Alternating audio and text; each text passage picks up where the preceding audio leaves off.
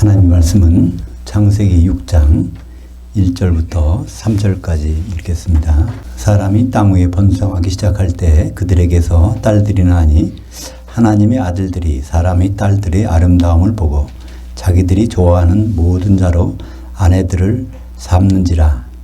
여호와께서 가라사대 나의 영이 영원히 그 사람과 함께하지 아니하리니 이는 그가 육체가 됨이라. 그러나 그의 날들은 120년이 되게 하리라 하시니라.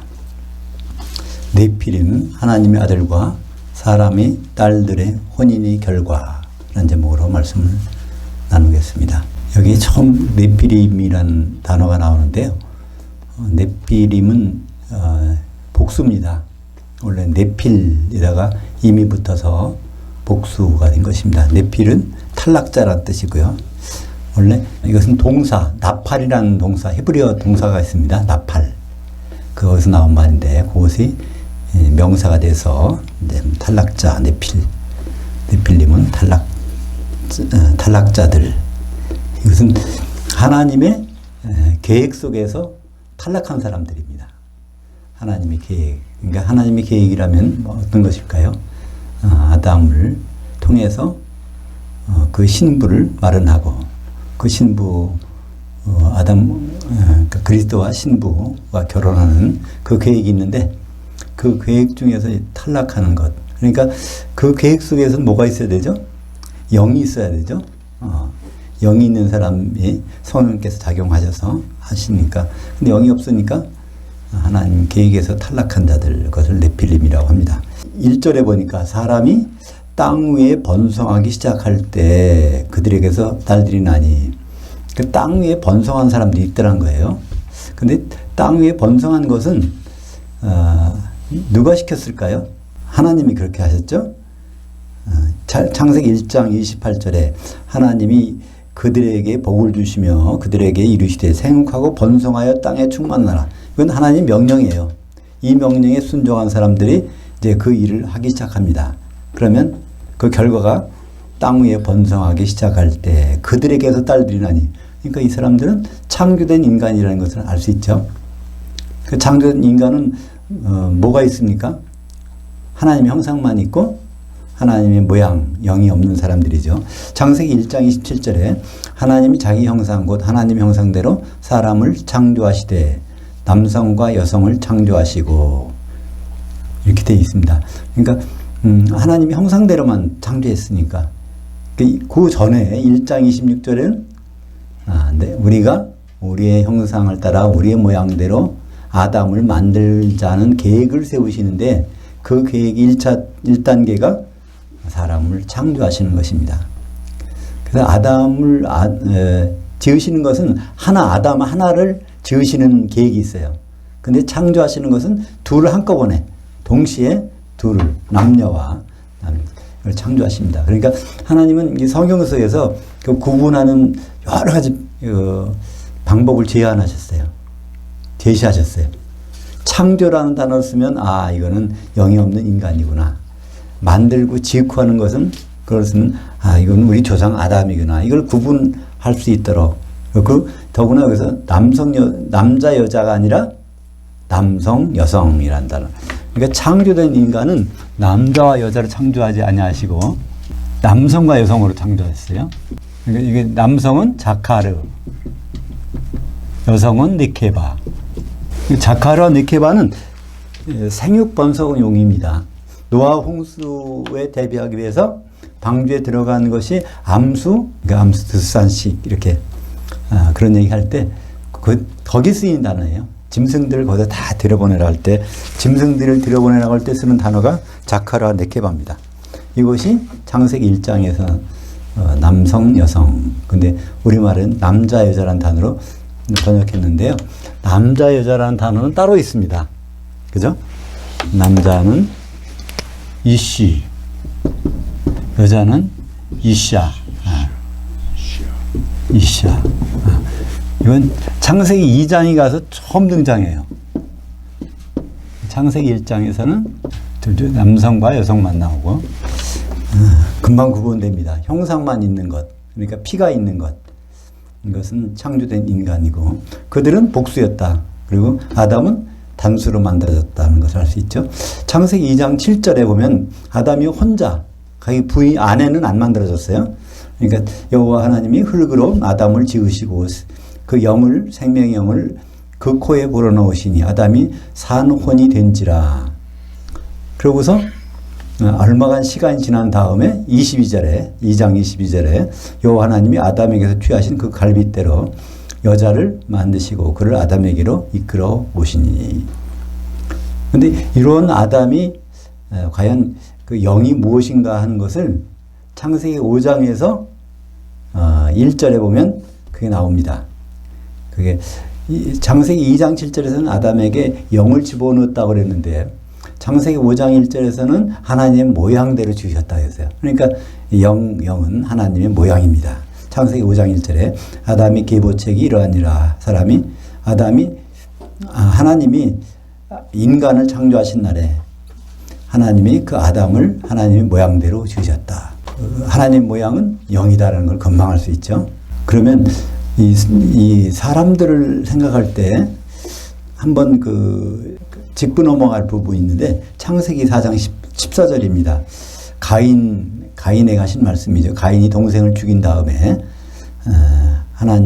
가인이 하나님께 하는 얘기가 주께서 오늘 이 지면에서 나를 쫓아내시온 즉 내가 주의 낯을 뵙지 못하리니 내가 땅에서 피하며 유리하는 자가 될지라 무릇 나를 만나는 자마다 나를 죽이겠나이다. 가인이 쫓겨나서 만나는 자가 있다고 되어 있는데 이들은 누굴까요? 창조된 인간들, 영이 없는 사람들. 이건 너무나 당연한 거죠. 그들은 당연히 지면에 흩어졌을 거예요. 왜냐하면 하나님이 어떤 명령을 주셨어요? 생육하고 번성해서 땅에 충만하라. 하나님의 명령이에요. 그러니까 당연히 땅에 충만하고 번성했겠죠. 그 사람이 어디 있겠어요? 지면에 퍼져 있으니까 가인이 누구라는 걸 아는 사람이죠. 그러면 가인이 부인도 이제 당연히 누군지 나올 겁니다. 창세기 4장 16절에 가인이 여호와 앞을 떠나서 에덴 동쪽 노땅에 거주하더니 17절 아내와 동침함에 그녀가 임신하여 에녹을 낳은지라 가인이 성을 쌓고 그의 아들의 이름으로 성을 이름하여 에녹이라 하니라. 그러니까 가인의 아내는 그러니까 거기서 떠나서 노 땅에 가서 거주할 때 얻은 아내라는 것을 알 수 있습니다. 그건 그 아내는 무엇일까요? 영이 없다. 그러니까 가인이 영이 없는 여인과 결혼하니까 사실 이게 최초의 네필임입니다. 네필입니다. 네필. 복수는 네필림이고 가인의 아들이 최초의 네필이라는 것을 우리는 알 수 있죠. 2절에 보니까 하나님의 아들들이 사람의 딸들이 아름다움을 보고 이제 아내를 삼는다고 그러는데 여기에 대해서 많은 견해가 있어요. 그러니까 신학적으로 가장 많이 나오는 견해는 하나님의 아들들은 타락한 천사들이다. 사람의 딸들은 인간의 딸들이다. 이렇게 얘기하는 것이 있습니다. 그것은 이제 하나님의 아들들이 욥기에 보면은 1장 6절에 거기에 하나님의 아들이라는 말이 나오거든요. 그러니까 그건 천사를 얘기하는 건데 그러니까 천사가 사람의 딸과 결혼한다 이런 말이 나오는데 천사는 결혼을 할 수 있을까요? 없을까요? 네, 마태복음 22장 30절에 있습니다. 부활 때는 장가도 안 가고 시집도 안 가니 하늘에 있는 천사들과 같으니라. 또 천사는 결혼하는 법이 없어요. 그러니까 육체를 안 가지고 있으니까 그래서 천사는 아닌 것이 분명합니다. 또는 사람의 아들들, 하나님의 아들들을 셋의 아들이라고 하고 사람의 딸들을 가인의 딸들이라고 그래요. 여기서 아들들, 딸들 이런 말은요. 우리말은 그냥 아들이라고 생각하는데 히브리 말은요. 아들이나 손주나 증손자나 고손자나 뭐 백대손이라도 똑같은 단어를 써요. 그러니까 여기서는 후손이라는 개념입니다. 그죠? 예. 영이 있는 사람의 후손이냐, 영이 없는 사람의 후손이냐, 아들이냐 딸이냐는 이제 성만 다를 뿐이지 후손이라는 개념입니다. 하나님의 바로 밑에 아들 이런 뜻이 아니죠. 그래서 이 아들을 뭐라고 합니까? 뺀이라고 합니다. 뺀. 아들들은 빼님. 임자가 붙으면 복수가 되죠. 빼님. 그래서 이건 아들들. 뺀 또는 빼님 하면은 바로 밑에 후손이라는 뜻이 아니라 전체 후손을 나타낸다는 말이죠. 그러니까 영이 있는 사람이냐 없는 사람이냐를 구분하기 위해서 그렇게 되어 있습니다. 근데 하나님은 아담에게만 영을 집어넣은 것을 어떻게 할 수 있을까요? 하나님이 또 태어나면 그 사람이 영은 어디서 온 것일까? 몰몬 교회에서는요, 하나님이 영을 많이 가지고 있다가 태어나는 대로 거기다가 하나씩 집어넣어 준다고 그래요. 그래서 그들은 하나님을 이 일을 돕기 위해서 자녀를 많이 낳아야 된다. 하나님이 굉장히 많은 영을 가지고 있는데 그래 하나님을 돕는 거 아니냐. 그래서 그들은 이제 일부 다처제를 합리화하기 위해서 그런 말을 합니다. 그러나 그것은 말라기서 2장 14절의 말씀과 정면으로 대치됩니다. 말라기서 2장 15절 여호와는 영이 유효하실지라도 오직 하나를 지시 아니하셨느냐 어찌하여 하나만 지으셨느냐 이는 경건한 자손. 원래 원문에는 하나님이 씨라고 되어 있습니다. 얻고자 하심이니라. 그러므로 너희 그 영을 삼가지켜 어려서 취한 아내에게 괴사를 행치 말지니라. 그래서 여기서 하나만 지셨다 그러니까 아담 지으실 때 거기다가 집어넣은 영이 처음이고 마지막이라는 걸 알 수 있죠. 그러니까 우리는 아담의 영을 이제 받아가지고 지금 있는 사람들입니다. 그걸 왜 그렇게 하셨다고요? 하나님의 씨를 얻기 위해서. 그러니까 그 씨가 보존돼야 되는 거예요. 그래서 그 씨가 보존되려면 어떻게 될까요? 아내를 통해서 보존되니까. 그래서 어려서 취한 아내를 어떻게 하라고 하죠? 괴사를 행치 말지니라. 그래서 그러니까 부인에게 함부로 하지 말라는 겁니다.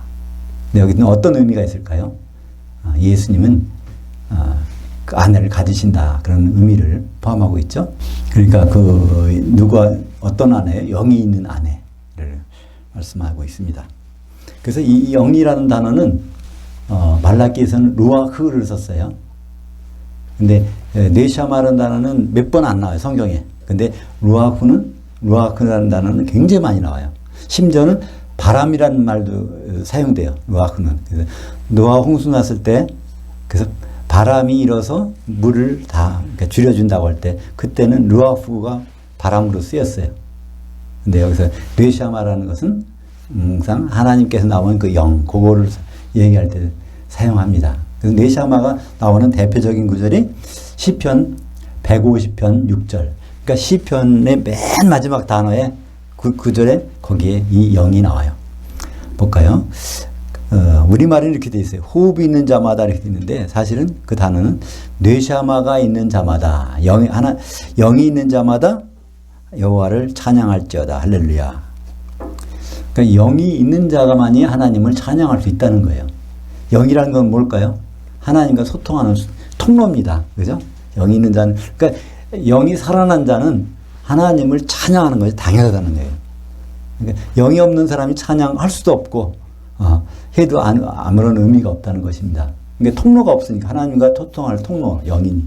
그래서, 근데 그거를 우리 번역에는 시편 150편 6편, 호흡이 있는 자는 하나님을 찬양할지어다. 그래서 우리가 숨 쉬고 있으니까 죽기 전에 찬양해야 된다. 이런 말로 이렇게 잘못 호도되고 있습니다. 욥기서 38장 7절에 한번 볼까요? 욥기 1장 6절 보면 하루는 하나님의 아들들이 와서 여호와 앞에 섰고 사단도 그들 가운데 왔는지라. 그래서 요 하나님의 아들들이 사단과 같이 여호와 앞에 섰다고 됐어요. 그래서 여기에서 이 하나님의 아들들은 분명히 천사들일 테니까 여기서 하나님 아들 천사가 이렇게 결혼하는 장면으로 연상을 합니다. 그러나 여기서는 하나님 아들들은 이게 아들들이 후손들이라는 뜻도 있고 또 후계자라는 뜻도 있고 그 종이라는 뜻도 있어요. 그러니까 하나님이 될 조력자 그런 뜻으로 하나님의 아들들이라고 사용되는 것이지 그건 천사입니다. 그러니까 하늘에는 그 사람으로서는 누가 있다고요? 예수님밖에 없어요. 그래서 요한복음 1장 13절에 하늘에서 내려온 자 곧 인자 외에는 하늘에 올라온 자가 없느니라.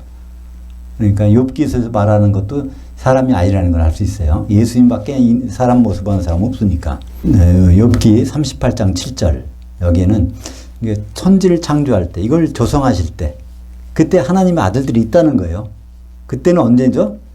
인간은 여섯째 날에 창조가 그러니까 파괴되고 한참 시간이 지나서 이제 여섯째 날에 인간이 창조됐으니까 하나님이 천지 창조할 때 그때 하나님의 아들들은 사람이 아니라는 건 분명합니다. 그죠? 천사들입니다.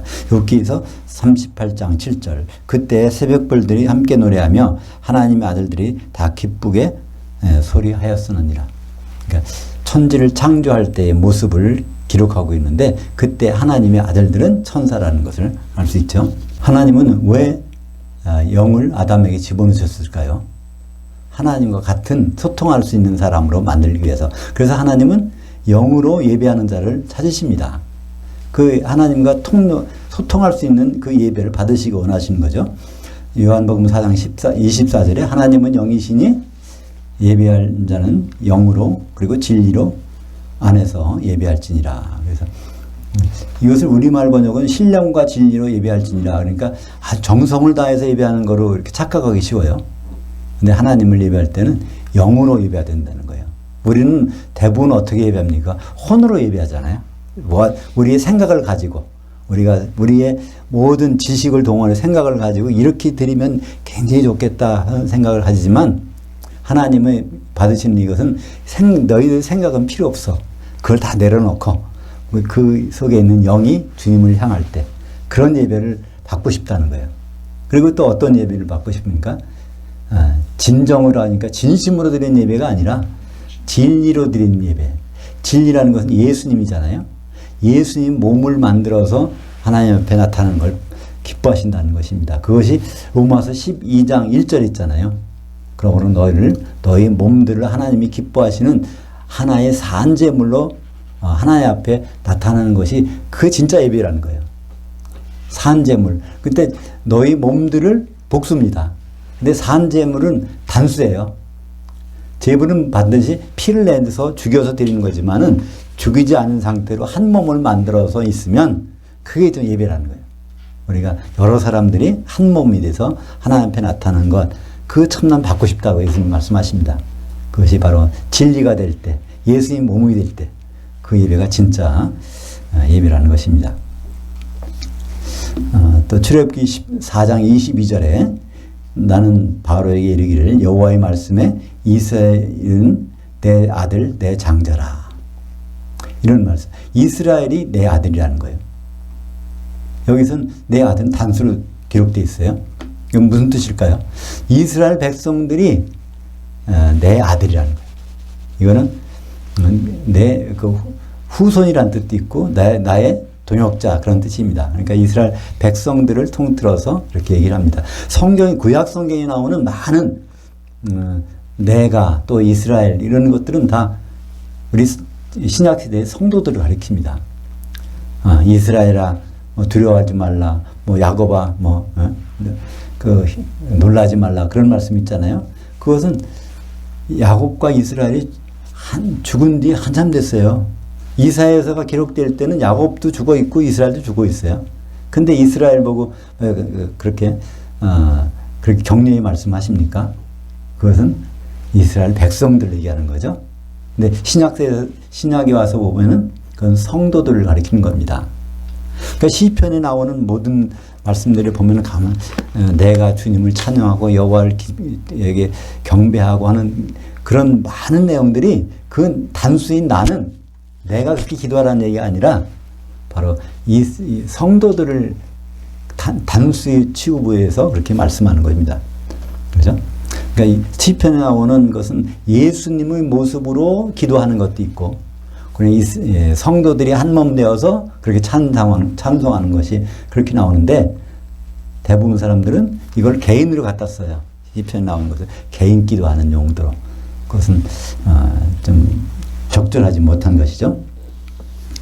이사야서 43장 6절에 내가 북방에 이르기를 노우라 남방에 이르기를 불효하지 말라. 내 아들들을 원방에서 이끌어내며 내 딸들을 그 땅 끝에서 오게 하리라. 그러니까 이사야서에서 나오는 내 아들들, 딸들도 마찬가지로 이스라엘 백성들입니다. 신약에 봐서는 성도들을 가리키는 것이죠. 호세아서 11장 1절에 이스라엘이 어렸을 때 내가 사랑하여 내 아들을 애굽에서 불러내었거든. 그 호세아서 기록될 때는 이스라엘, 야곱은 옛날 사람이에요. 그러니까 이것은 여기서 이스라엘은 이스라엘 백성들을 가리키고 그것을 아들이라고 부르는 것을 볼 수 있습니다. 그러니까 오늘 하나님의 아들들은 한마디로 무엇일까요? 영을 가진 사람들입니다. 그죠? 사람의 딸들은 영이 없는 사람들, 그것을 말씀하고 있습니다. 하나님은 그분의 일을 성취하실 때 가장 귀하게 여기시는 게 영입니다. 영이 그대로 보존돼야 돼요. 영이 없는 사람들이 나타나서 영이 없는 사람들이 결국 없어지면 예수님 오실 길이 막혀버리는 거예요. 그죠? 그래서 3절에 오늘 말씀 3절에 여호와께서 가라사대 때 나의 영이 영원히 그 사람과 함께하지 아니하리니 이는 그가 육체가 됨이라. 그러나 그의 날들은 120년이 되리라 되게 하리라 하시니라. 여기서 우리말 번역은 다 그들이라고 번역했어요. 그들. 근데 하나 성경 원전에서 구별해 주는 말씀이 있습니다. 아담을 대명사로 받을 때는요, 반드시 아담의 후손들은 단수로 받습니다. 아담 하나를 만드셨기 때문에 단수로 받아요.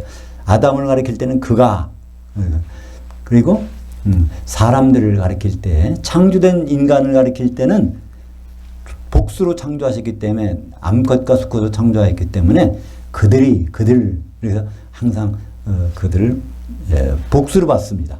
근데 우리말 번역에는 이 거꾸로 돼 있어요. 3절에 보면 그렇잖아요.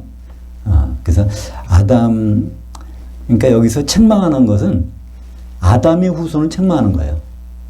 창조된 인간은 책망하지 않으세요. 그들은 아예 영이 없는 사람들이에요.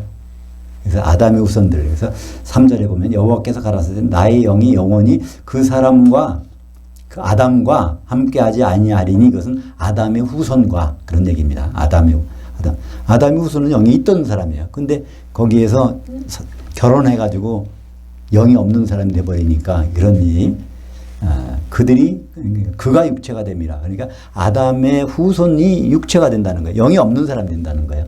그래서 하나님이 120년을 주겠다는 거예요.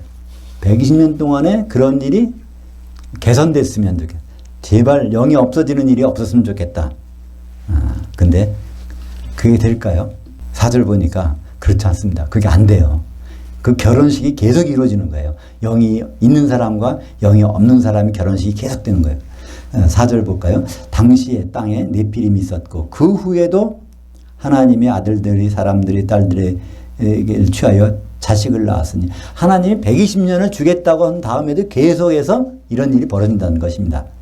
그 말씀하시기 전에도 이런 일이 있었는데 아들들이 사람이 딸들과 결혼한 일이 있었는데 하나님 말씀하시기를 내 영이 있을 곳이 없다. 그래서 120년 동안 줄 테니까 그런 일을 제발 하지 말라. 그랬더니 여전히 그 후에도 하나님의 아들들이 사람이 딸들을 취하여 자식을 낳았으니 그들이 용사들이라. 고대의 유명한 사람이었더라. 근데 유명한 남자들이었더라. 이런 뜻입니다.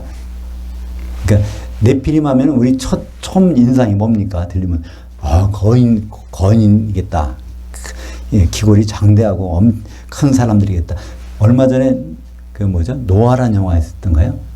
그거 보셨습니까? 노아. 거기 보면요, 노아 홍수 전에 노아가 방주를 짓는 장면이 나와요. 근데 누구를 동원시키냐면 네피림이라고 하는 거인들이 있어. 큰 사람들이 나무 갖다가 탁 놓고 그렇게 집 짓는 장면을 이렇게 만들었더라고요. 순전 이건 이제 어떤 사람이 상상력을 동원해서 네피림을 그렇게 해놓은 것 같아요. 그런 사람들. 근데 네피림이라는 원래의 뜻은 크다는 뜻이 아닙니다. 어떤 뜻이냐면 탈락자, 하나님의 계획에서 탈락한 자들. 그런데 그들이 힘이 셌었나 봐요. 또 등치도 컸나 봐. 그러니까 짐승도 그렇죠. 가축도 그렇습니다. 예, 돼지 갖다가 새끼를 하면은 암컷들은 이제 뭐 그럴 필요 없으니까 수컷은요, 예, 종돈이라고 그러죠. 그걸 종자로 쓸 것만을 제외하고는 다 이제 거세를 시켜요. 거세를 시키면은 이거 괜히 커져. 이게. 그러니까 여러분들이 우리 만약에 수태지를 고기를 먹으셨다. 그러면 그 거세된 수태지입니다. 그렇게 해서 해야 고기값이 그러니까 무게가 많이 나와서 돈을 벌 수 있어요. 그 거세를 안 하면은 별로 크질 않아요. 조그마서만. 그러니까 그 같은 원리인 것 같아요. 그러니까 이제 영이 없어지니까 그러니까 잡종일세 대해서 크게 거인된 상태. 그러니까 그걸 거인을 그 히브리 말로 끼보르라고 하거든요. 크다는 거를. 근데 거인들 복수가 되니까 끼보르에다가 뭐가 붙을까요? 간단합니다. 히브리 말에서는 복수 만드는 법은 뒤에다가 임만 붙이면 돼요. 그러니까 하늘을 샤메라고 그러는데 샤마임 그럼 복수가 되는 거예요. 다 임. 그러니까 끼보르인데 복수가 되면 끼보림. 그래서 네필인데 부들이 복수가 되면 네필임. 이렇게. 그래서 우리는 성경을 읽으면서 여기 많이 이제 기억에 박혀 있어요. 네필임 하면 큰 사람들 거인이구나. 근데 그거에 우선된 것은 영이 없는 사람들, 탈락자라는 것이 하나님의 생각입니다. 그러니까 신약 시대에도 이런 모습이 있습니다. 신약에 네피림이 있다는 거예요.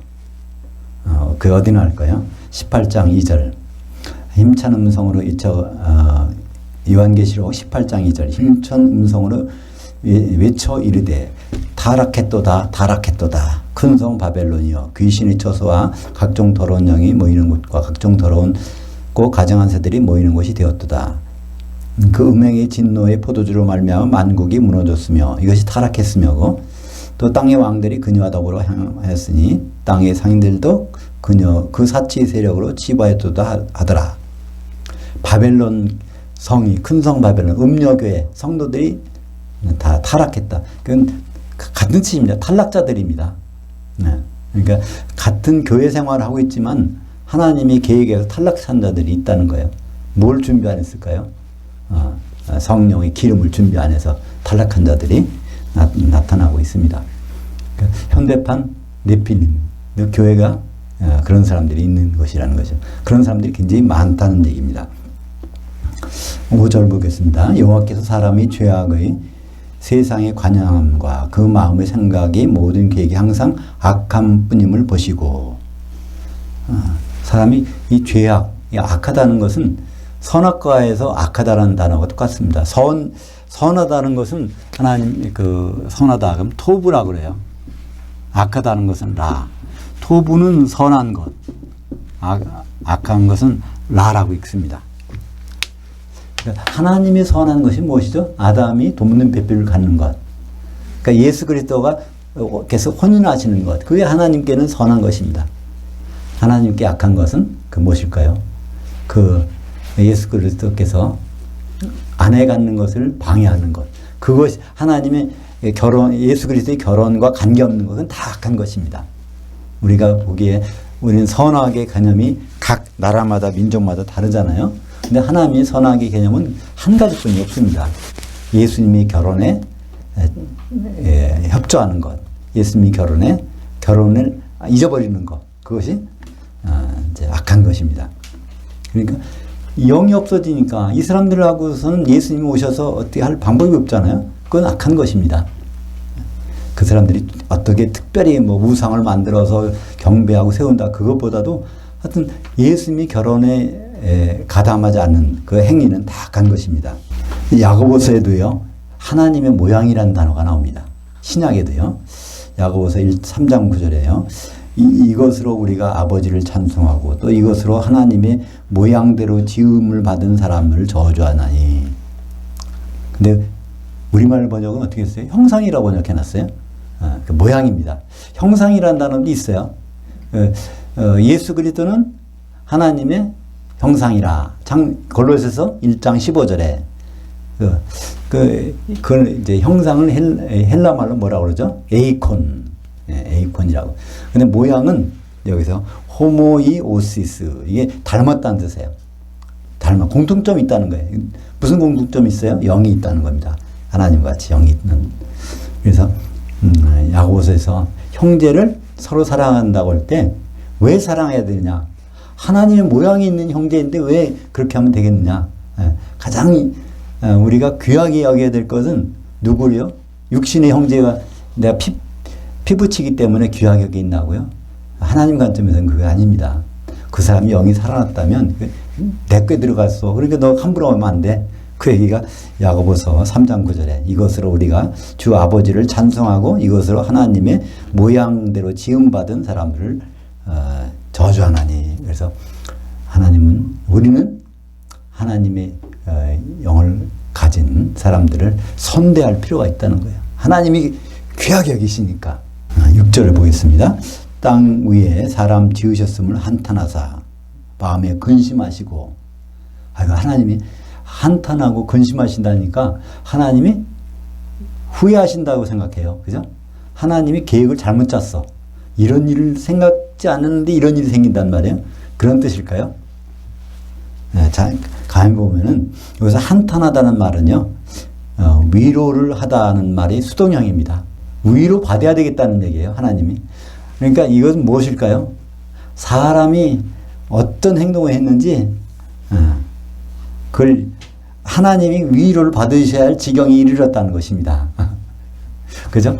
하나님의 계획은 영을 있는 사람을 통해서 예수 그리스도를 보내고 예수 그리스도를 피 흘리게 해서 그의 아내를 구해서 결혼하게 하시는 것이 이제 처음부터의 목적인데, 그런 일과는 전혀 상관없는 일로 사람들이 다 나가버리니까, 그것은 하나님이 어떻게 센티멘탈한 하나님이라는 걸 표현하는 것이 아니라 인간이 어떻게 했는가를 그런 방식으로 표현한 것입니다.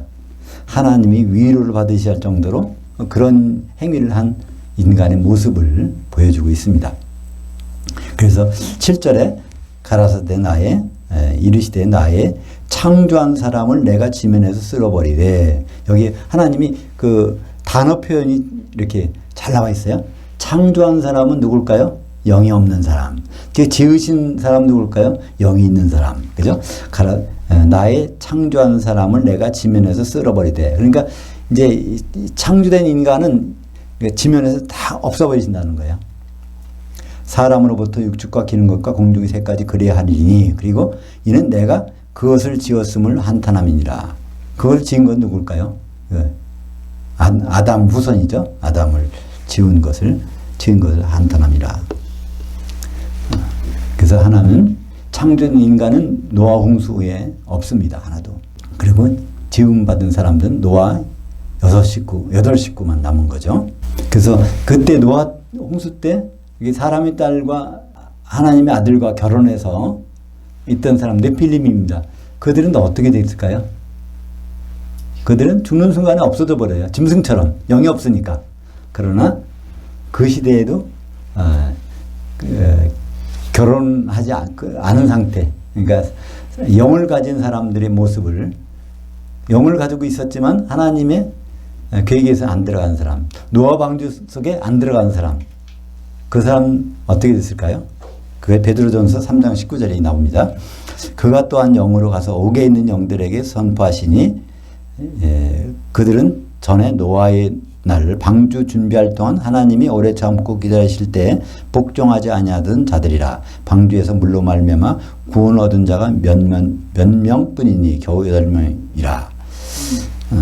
여기서 발제 원문에는 구원 얻은 혼들이 바로 8혼들이라 거기 원문에 이렇게 나와 있어요. 그러니까 혼의 구원을 여기서 얘기하고 있는 겁니다. 혼의 구원은 어디서 이루어져요? 방주 안에 들어가는 사람만 이루어진다는 것입니다. 그 방주가 어떤 방주예요? 역청이 발라진 방주. 그 역청은 쿠페르라는 단어를 쓰는데, 쿠페르는 목숨값, 피값. 그러니까 피가 발려진 방주에 들어가서 혼의 구원을 이룬다는 것입니다. 그러니까 혼의 구원을 이루려면 혼자서는 안 된다는 거예요. 반드시 두세 사람이 돼야 그 교회가 이루어지니까, 그죠? 교회 안에 들어온 사람들 통해서 혼의 구원이 이루어지는 것입니다. 그래서 혼의 구원은 못 이뤘지만 영의 구원이라도 받아야 되는 그 사람들 위해서 하나님은 어떻게 하셨을까요? 베드로전서 4장 6절 이를 위하여 죽은 자들에게도 복음이 전파되었었으니 거기에 그 과거에 그런 일이 있었다는 것을 나타냅니다. 누구에 대해서? 노아 홍수 때 그렇게 죽은 사람들. 육체로는 사람으로 심판을 받으나 영으로는 하나님을 따라 살게 하려 하심이니라. 그래서 이런 일을 보여주심으로써 우리의 조상들이 과연 어떻게 될까를 우리는 미루어 짐작할 수 있습니다. 그죠? 예수를 모르고 죽은 조상들은 어떻게 될까? 하나님이 기회를 주신다는 겁니다. 그죠? 그래서 거기에서 그 하나님 주신 기회에 대해서 선을 택하느냐, 악을 택하느냐에 따라서 그런 결과가 나타날 것입니다. 마지막 8절입니다. 그러나 노아는 여호와께 은혜를 입었더라. 근데 이 번역이 이건 의역이고요. 원래 직역을 하면요. 노아는 여호와의 두 눈에서 은혜를 발견하였더라. 이렇게 돼 있어요. 두 눈에서. 이건 무슨 말일까요? 노아의 시선이 어디에 향했다는 거예요? 하나님께 향했다는 거예요. 그죠? 딴 사람들은 하나님을 보지 않으니까 하나님 눈에 뭐가 있는지 몰라. 노아는 이런 세상에 이렇게 들어갈 때도 하나님께 시선을 집중하고 있었던 것. 그걸 다른 말로 뭐라고 그러죠? 하나님과 동행하였더라. 하나님과 뜻이 같았다는 겁니다. 이 세상이 전부가 아니고 언젠가는 심판이 있고 그 심판 후에 어떤 일이 있으리라는 것을 하나님은 계획하셨고 바로 그것을 같은 생각을 가진 것이 노아이기 때문에 그렇으니까 방주를 짓잖아요. 하나님이 홍수 심판을 대해서 준비하라고 그러니까. 에녹도 마찬가지죠. 에녹도 그걸 어떻게 할 수 있어요? 홍수 심판이 있다는 걸 고백합니다. 그 고백을 어떻게 했어요? 자기 아들 낳고 아들 이름에다가 그 적었어요. 무두셀라, 무투 죽다, 셀라, 샬라크 보낸다. 얘가 죽으면 하나님이 홍수 심판을 보낸다. 그거를 이름을 줘놓은 이상 그 이름을 부를 거잖아요. 야 무두셀라 밥 먹어라 할 때도 그 얘가 죽으면 홍수 심판이 막. 그러니까 이름 부를 때마다 하나님의 생각이 가득 찬 거죠. 에녹은. 그러니까 노아와 에녹 공통점은 하나님의 생각으로 가득 차 있다는 것입니다. 그래서 이 6장 8절에 노아는 하나님의 두 눈에서 은혜를 발견하였더라. 우리가 참 은혜를 얻고자 할 때 어디를 바라봐야 될까요? 하나님의 두 눈을 바라보시면 될 것입니다. 하나님의 뜻을 생각하면 될 것입니다. 예수님이 어떻게 하실 것인가? 예수님의 일정을 생각하시면 될 것입니다. 우리는 오늘 또 하나님의 아들과 사람의 딸의 결혼이 아니라 하나님의 아들인 예수님과 또 예수님이 갈비뼈와 그 피를 내서 나온 성도들이 한 몸 될 때 결혼 그것을 위해서 나가고 있는 사람들입니다. 기도하겠습니다.